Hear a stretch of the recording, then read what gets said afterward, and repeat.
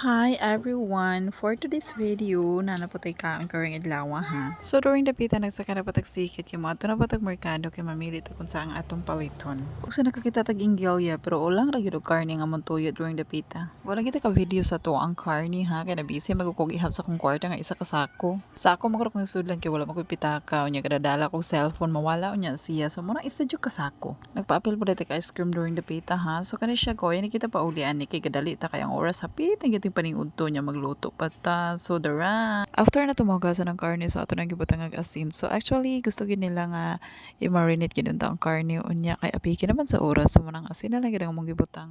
So hasta para ko mga kauban busy kaayo sa magyanin is sila kay mga buutan pagkaayo nagtinabangay kay migluto aning dapita. Amo lang yung nagluto ang manok ka Bisaya. Nya akong kauban po na busy pa siya limpyo ani mga lamas. After maluto ang atuang tinibuok ng manok so na-proceed na po ta diri sa ulang. O wala lang ginatatanan na videohan ha ka na busy ang beauty. Welcome mo lugluto ang ulang sa sulod so na busy po ning akong kauban nga marites. Ako lang yung itabangan during the pita kay basin mahila ko niya ni. Usa kini sa mga paborito na ko nga sudan pero talag sira kita makakaon ani kay pertig yung mahala ang kilo. Basing ko wonder mo nga nung galuto mi na mag may special kay nga bisita karong adlaw. Talag sara magugay na siya makaanhi during the pita so mao nang amo gyud siyang lutuan. Mora na siya nga bisita nga may palit po og sudan.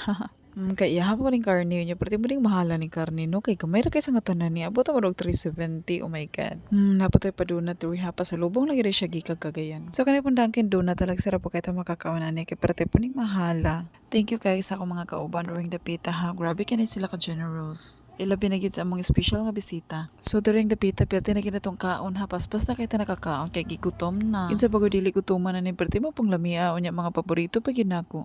Nawala na gid atong goal ani nga mag-diet ha. Unya kunuhay dili na kuno ta mainom og coke pero perting inom.